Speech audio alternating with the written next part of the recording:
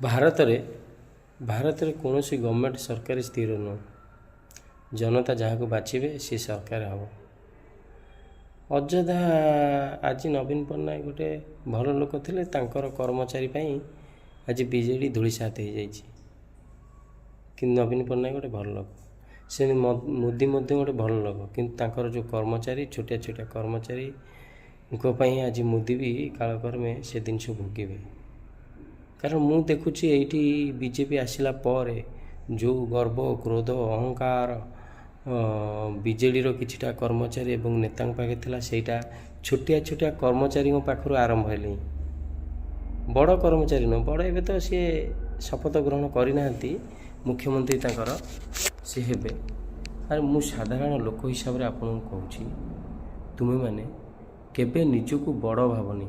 କାରଣ ଜନତା ଭୋଟ ଦେଇକି ତୁମକୁ କରନ୍ତି। ତୁମେ ମନେ ମନେ ଭାବୁଥିବ ମୁଁ ବିଜେପିକି ଜିତେଇ ଦେଲି, ବୁଝିବା ଭୁଲ, ଲୋକମାନେ ଜିତେଇଥାନ୍ତି। ସେଥିପାଇଁ ଏବେ ବି ସମୟ ଅଛି, ଠିକ୍ ସେ କାହାକୁ ବ୍ୟବହାର ଖରାପ କରନି। କାରଣ କାଳକ୍ରମେ ଯେଉଁଟା ସେ ବିଜେଡ଼ି ଭୋଗୁଛି ତୁମେ ବି ଭୋଗିବ। କେହି ରକ୍ଷା ପାଇନାହାନ୍ତି ଏଠି, ସମସ୍ତଙ୍କର ଆଜି ହେଡ଼ କାଲି ଟେଲ୍। ସେଥିପାଇଁ ନବୀନ ବେଷ୍ଟ, ମୋଦି ମଧ୍ୟ ବେଷ୍ଟ। ଯିଏ ଭଲ କାମ କରିବ ତାକୁ ସମସ୍ତେ ପସନ୍ଦ କରିବେ। ଜୟ ଜଗନ୍ନାଥ।